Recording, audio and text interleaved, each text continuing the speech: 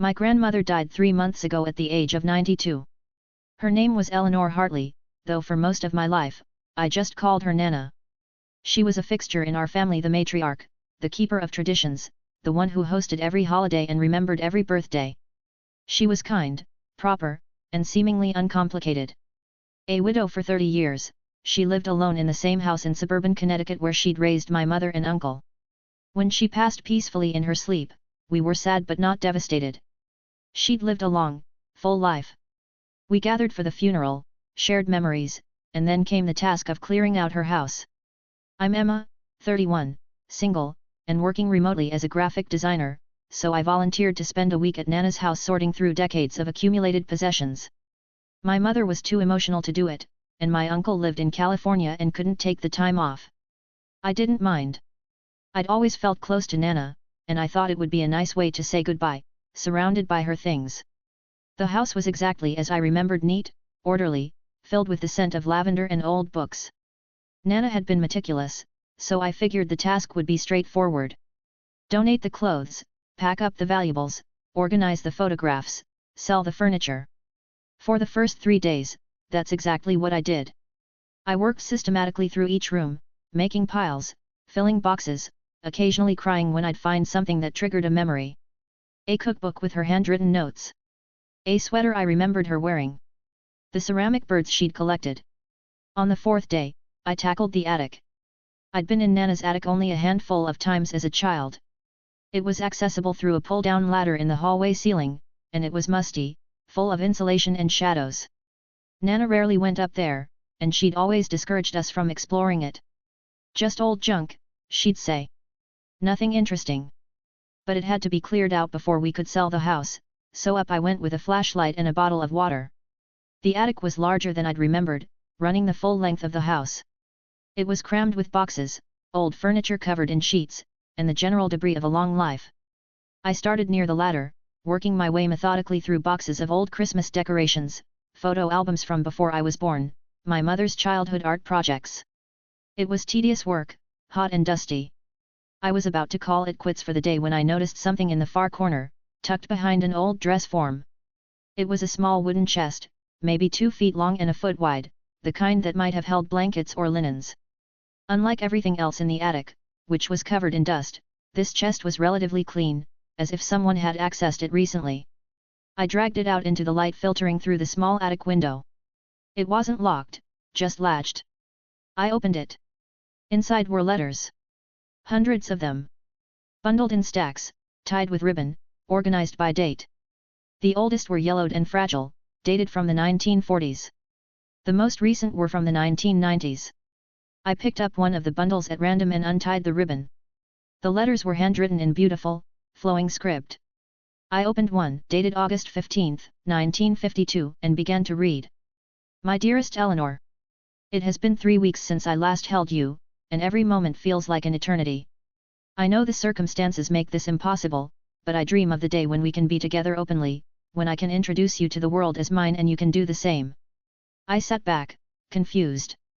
This clearly wasn't a letter from my grandfather. He'd died before I was born, but I'd seen his handwriting in old documents. This was someone else. I opened another letter, from a different bundle, dated 1968. The photographs of Thomas are beautiful. He has your eyes. I wish more than anything that I could have been there to meet him, to be part of his life in the way a father should be. This arrangement tears me apart, but I understand why it must be this way. Please tell him, someday, that his father loved him, even if he never knew him. Thomas was my uncle. My uncle, who we'd always been told looked nothing like our grandfather, whose appearance had always been a bit of a family mystery. My hands were shaking now. I opened more letters, reading faster, trying to piece together what I was discovering. The letters told a story. A love story, but also a story of secrets and lies that had shaped my entire family. Eleanor, my Nana, had been in love with a man named James Whitfield. They'd met in 1948 when she was 19 years old, working as a secretary in New York City. He was a jazz musician, 10 years older, sophisticated and charming. They'd fallen deeply in love. But James was black. In 1948 America, particularly in Connecticut where Eleanor's family lived, this was unthinkable. Interracial relationships were taboo, and in some states, still illegal. Eleanor's family was wealthy, conservative, and prejudiced. Her father was a banker with political connections. Her mother was active in various social clubs that were segregated by both class and race. Eleanor and James kept their relationship secret. They met in New York, away from prying eyes. The early letters were passionate, full of hope that somehow things would change, that they'd find a way to be together. But Eleanor got pregnant. The letters from 1950 detailed the panic, the impossible situation. Eleanor couldn't tell her family. James couldn't support a wife and child on a musician's income, and even if he could, the social consequences would have destroyed both of them. So they devised a cruel, heartbreaking plan that they convinced themselves was the only option. Eleanor would marry someone else, someone socially acceptable, and pass the baby off as his. James would disappear from Eleanor's public life but remain connected through letters. They would give their child or children, as it turned out, a stable, respectable life, even if it meant sacrificing their own happiness. The man Eleanor married was Donald Hartley, the grandfather I'd never met. According to the letters, Donald was a business associate of Eleanor's father, 15 years older than Eleanor, recently widowed. He needed a wife, Eleanor needed cover for her pregnancy. It was a transaction. But here's the twist that made my stomach drop: Donald knew. He knew the baby wasn't his. Eleanor's father had arranged the marriage and had paid Donald handsomely to take on Eleanor and her problem. Donald agreed to raise the child as his own in exchange for financial support and a position in Eleanor's father's firm. My uncle Thomas was born in 1951. The letters revealed that James saw him only once, briefly, when Thomas was 2 weeks old. Eleanor had arranged a secret meeting in a park. James held his son for 20 minutes, and then he walked away. But the story didn't end there. 3 years later, Eleanor had another child, my mother, Catherine. The letters from that period revealed another secret: my mother was also James's child. Eleanor and James had continued their affair, meeting secretly in New York once or twice a month. Donald tolerated it because he was being paid to tolerate it. For decades, this arrangement continued. Eleanor maintained her respectable life in Connecticut, the proper wife, the dedicated mother, the pillar of the community. Donald lived his separate life, having his own affairs, pursuing his own interests. They were civil to each other, even friendly, but there was no love there. And through it all, Eleanor and James continued their relationship in the shadows. They never stopped loving each other. The letters spanned 40 years, ending only when James died of cancer in 1989. The last letter, written by James just weeks before his death, was devastating. My darling Eleanor. As I write this, I know my time is short.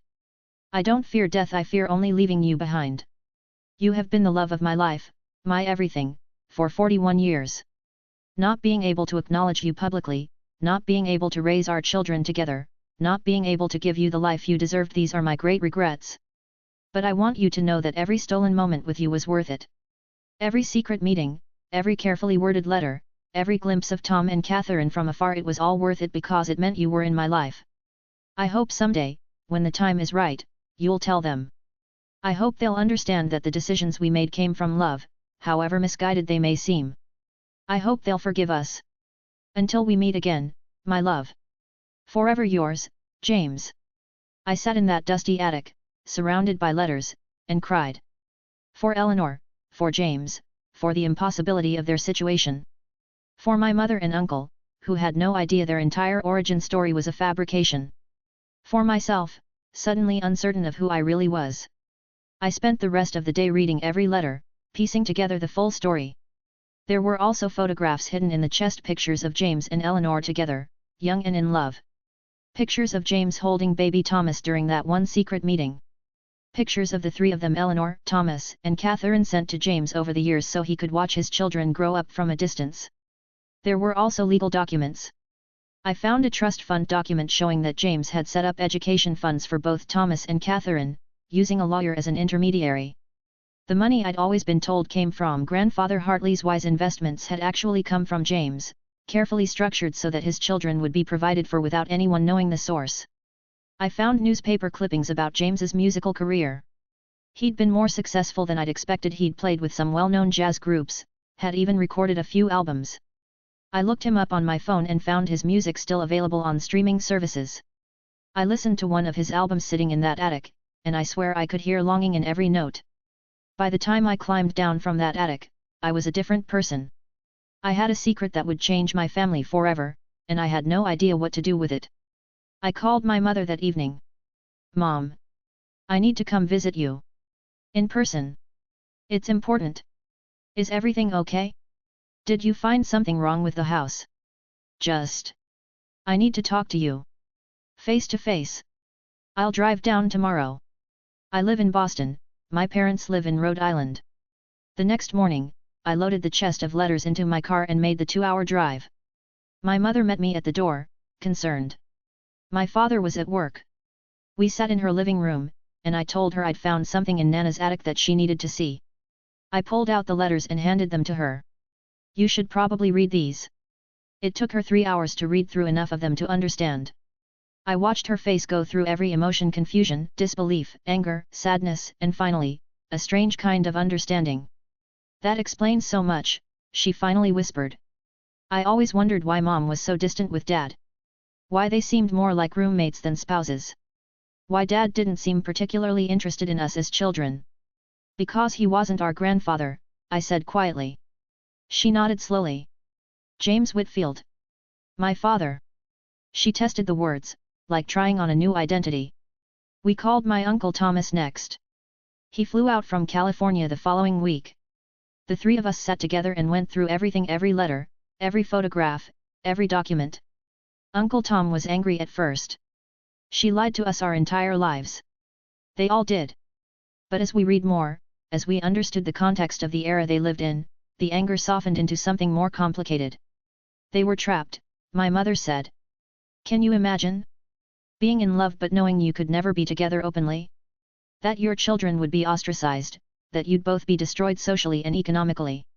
We decided to do DNA tests to confirm what the letters told us. The results came back 3 weeks later. My mother and uncle were indeed half-siblings, sharing a mother but not a father. Through the DNA matching service, we even found several distant cousins descended from James's side of the family. One of them, a woman named Diane who lived in Chicago, agreed to talk to us. She was James's niece, his brother's daughter. We always knew Uncle James had a great love he couldn't talk about, she told us over video call. He never married, never had a public family. But he'd get these letters sometimes, and he'd disappear into his room with them, and he'd come out looking both happy and sad. We figured it was someone he couldn't be with, but we didn't know why or who. She sent us more photographs of James, stories about him, even recordings of him playing that the family had kept. She welcomed us warmly, excited to discover new family members. Through her, we learned that James had been an amazing man, kind, talented, principled.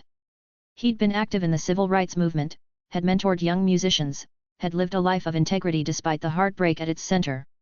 We also learned something else: in his will, James had left a letter to be given to Eleanor's children should they ever seek information about their biological father. The family's lawyer had held onto it for 34 years, waiting for us to find him.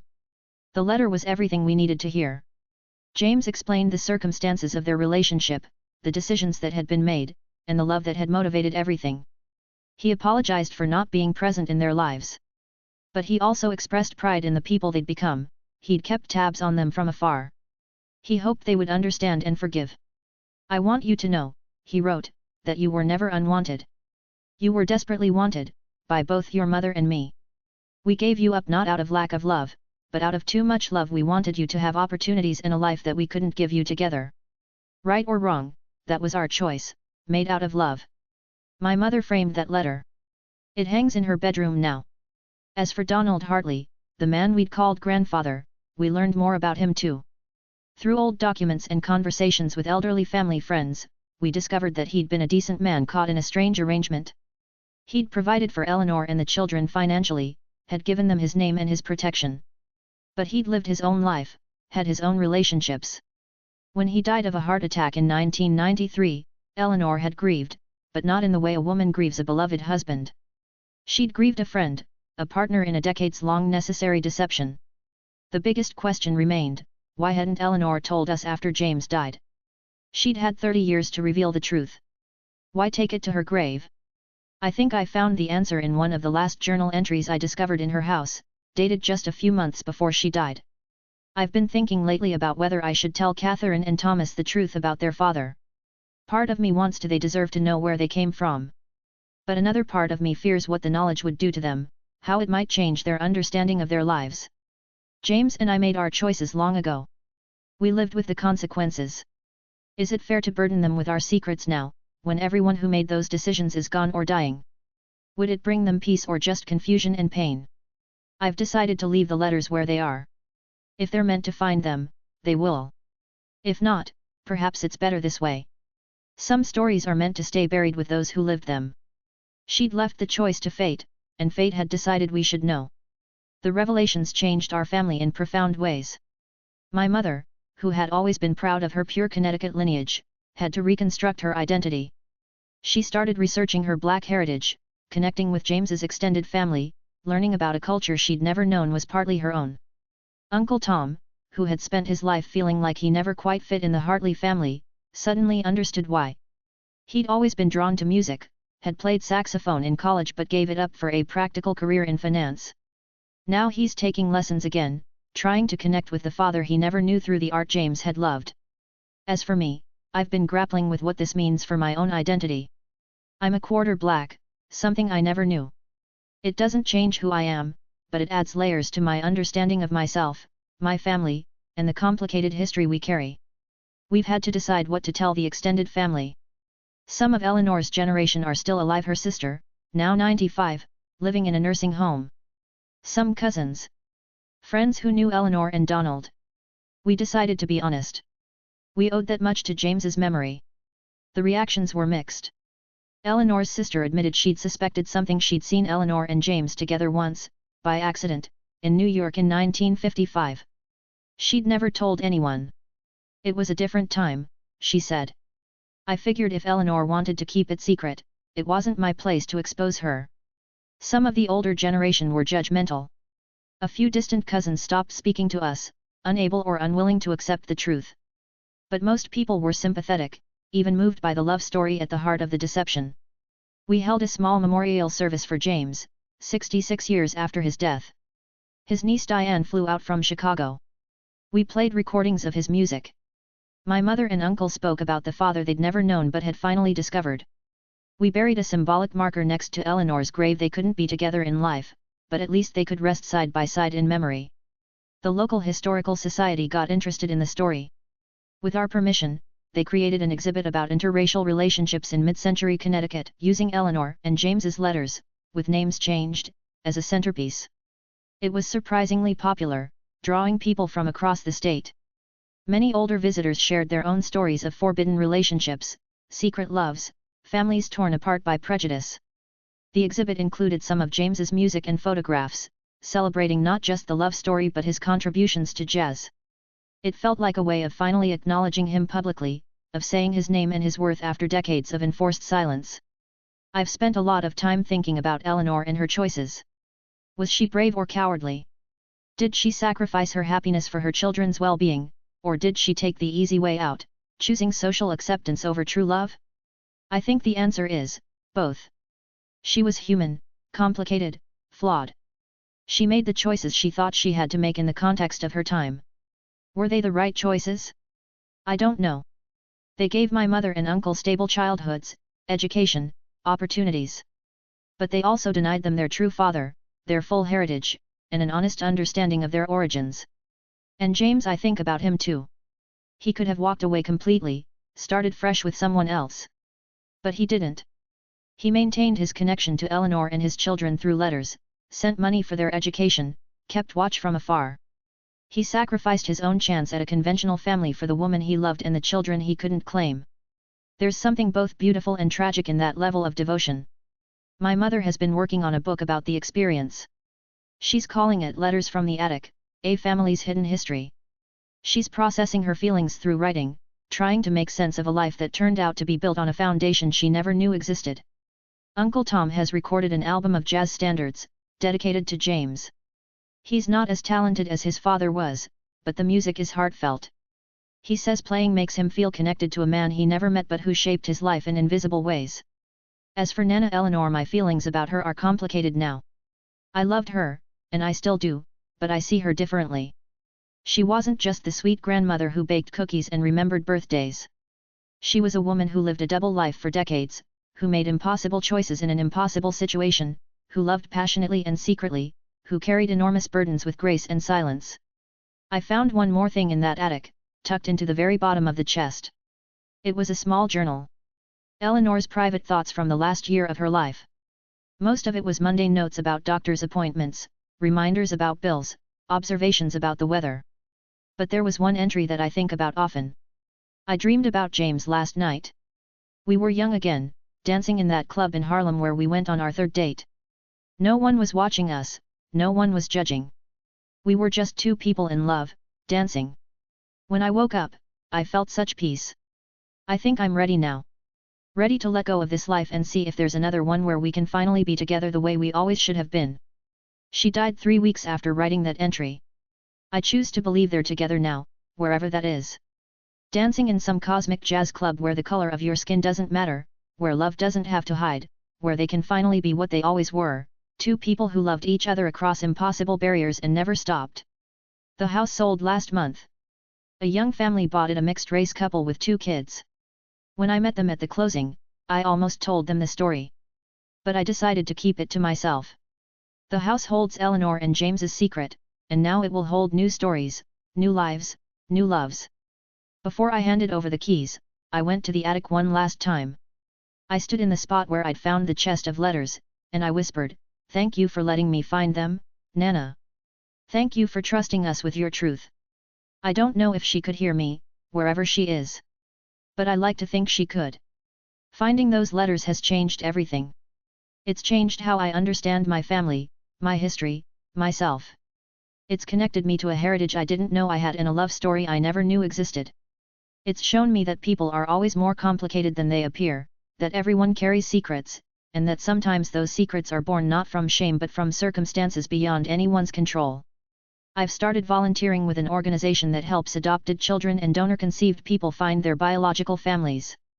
I understand now how important it is to know where you come from, to have the full truth of your origins. Secrets have power, but truth has more. My mother's book is almost done. Uncle Tom's album will be released next month. I've been working on a graphic novel version of Eleanor and James's story, illustrating key moments from their lives. It's my way of processing, of honoring them, of ensuring their story isn't forgotten. We've also established a scholarship in James Whitfield's name at a music school in New York, funded by what was left of the trust he'd set up for his children. Every year, a talented young musician of color will receive support to pursue their dreams James had to pursue in the shadows, dreams he passed on to descendants who didn't know he existed. There's one letter I kept for myself. It's not one James wrote to Eleanor, but one Eleanor wrote to James that she never sent. I found it unsealed in the chest, dated just after Donald died in 1993. My dearest James. Donald is gone. I'm free now. Isn't that strange? After all these years of being bound by circumstances, by propriety, by fear, I'm finally free. But you're gone too, and what good is freedom when I can't share it with you? I keep thinking about all the choices we made. The sacrifices. Were they worth it? Our children have had good lives. They're happy, successful, loved. We gave them that. But we gave up so much. If I could go back, knowing everything I know now, would I make the same choices? I honestly don't know. I'd like to think I'd be braver, that I'd choose love over convention. But that's easy to say from the safety of 1993, when the world has changed so much. What I do know is this: loving you was the realiest thing I ever did. Everything else, the marriage to Donald, the pretense, the social life, it was all a performance. But you, us, what we had, that was real. I miss you every single day. I'll miss you until the day I die, and then I hope, I truly hope, that I'll find you again. Forever yours, Eleanor. I keep that letter in a frame on my desk.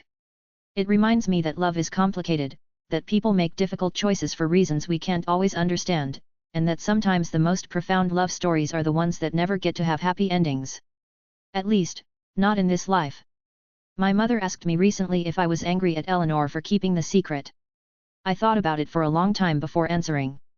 No, I finally said. I'm not angry. I'm sad for what she went through, sad for what she and James lost. But angry? No. She did the best she could in an impossible situation. And in the end, she left us the letters. She left us the truth. Maybe that was her way of finally being honest, even if she couldn't do it while she was alive. The whole experience has taught me something important: every person you meet is living a story more complicated than you can imagine. Your grandmother, who seems simple and sweet, might have lived a secret love affair for 40 years. Your parents, who seem conventional, might be hiding wounds and sacrifices you'll never fully understand. Everyone is more than they appear. It's also taught me about the power of social prejudice. Eleanor and James's love wasn't wrong, it wasn't harmful, it wasn't destructive, it wasn't immoral. But society told them it was unacceptable, and they believed it enough to hide for their entire lives. How many other people have hidden their true selves because society told them they were wrong? How many love stories have been destroyed by prejudice? We like to think we've evolved, that those days of overt racism and rigid social rules are behind us. But I wonder, what secrets are people keeping today? What loves are being hidden? What truths will future generations discover in our attics? I've become obsessed with James's music. I listen to his albums while I work, trying to understand the man through his art. There's a melancholy in his playing, a yearning that makes sense now that I know his story. Every note seems to carry the weight of love that couldn't be expressed openly, of a life lived in the margins. My favorite track is called Autumn in New York. It's a standard, written by someone else, but the way James plays it is heartbreaking. I learned that he recorded it in 1952, right after Thomas was born, right after he'd had to walk away from his son. You can hear it in the music, the love, the loss, the impossible situation. I played it for Diane, James's niece, during one of our video calls. That was always his favorite song, she said, crying. We never knew why. Now I understand. New York was where he and Eleanor could be together. Autumn, maybe that's how he felt about their relationship. Beautiful, but temporary. Always ending. We've created a family tree now, one that tells the truth. It shows Eleanor and James, connected by love even if not by law. It shows their children, my mother and uncle, and it shows me and my cousins. It also shows James's extended family, the cousins and relatives we never knew we had. Looking at that tree, seeing the branches we didn't know existed, I feel both unmoored and connected. Unmoored because everything I thought I knew about my family history was incomplete. Connected because I'm part of something larger and more complex than I realized. I've also thought a lot about Donald Hartley, the grandfather who wasn't really my grandfather. Was he a villain in this story? I don't think so. He was a man who made a business arrangement that benefited him financially and socially. He provided for children who weren't his, gave them his name, ensured they had opportunities. He wasn't warm, the letters make that clear, but he wasn't cruel either. He played his role in the deception, took his payment, and let Eleanor have her secret life. In a way, all four people in this story, Eleanor, James, Donald, and even Eleanor's father who arranged it all, were trapped by the social norms of their time. They all made choices that were logical within that context, even if those choices seem strange or wrong to us now. The exhibit at the Historical Society runs for 6 more months. I visit it sometimes, standing in front of the display case with photocopies of the letters. The originals are too fragile, listening to James's music playing softly through the speakers. Other visitors read the story with interest, sympathy, sometimes tears. An elderly black woman approached me there last week. She'd been reading the exhibit carefully, listening to the music. I lived through those times, she said. I know what it was like. This man and woman, they loved each other, and love should be enough, but it wasn't. Not then. She paused. My own mother was in a similar situation. Different details, but the same impossible choice. She chose differently. She chose my father openly, and they suffered for it. Lost jobs, lost family, lived in poverty. I used to judge her for that choice, for making us grow up poor and ostracized. But after reading this story, I understand. There were no good choices. Just different bad ones. She squeezed my hand. Thank you for sharing this. For honoring them. That's what this has become for me, a way of honoring Eleanor and James, of saying their love mattered, that it was real and valid even if the world forced them to hide it. They deserved better than they got, but at least now, decades later, their story can be told. My mother's book will be published next spring. She's nervous about it, worried about how people will react, about privacy, about dishonoring Eleanor's memory. But I think Eleanor would approve. After all, she saved every letter. She kept every photograph. She left them where they could be found. On some level, she wanted the truth to come out. Uncle Tom has been talking to a documentary filmmaker about telling the story on screen. James's music would be the soundtrack, his life, and Eleanor's the narrative.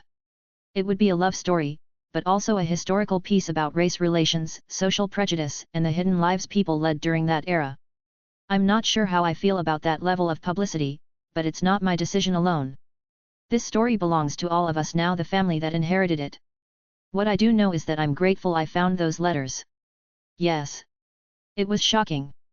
Yes, it upended everything I thought I knew. Yes, it's been complicated and sometimes painful to process. But it's also been a gift. I know the truth now. I know where I came from. I know that my great-grandmother loved deeply and sacrificed enormously. I know that my biological great-grandfather was a talented, principled man who loved his children even from a distance. I know that love can persist across impossible barriers, that people are complicated, and that secrets always find a way to surface eventually. Most importantly, I've learned that truth matters. It matters to know your origins, your heritage, your real story. Eleanor and James couldn't live their truth openly, but at least now, their descendants can claim it. I wear a necklace now, a small pendant with a musical note, representing James's jazz legacy. My mother wears a similar one. Uncle Tom has it tattooed on his wrist. It's our way of carrying him with us, of acknowledging the family member we never knew but who shaped our lives nonetheless.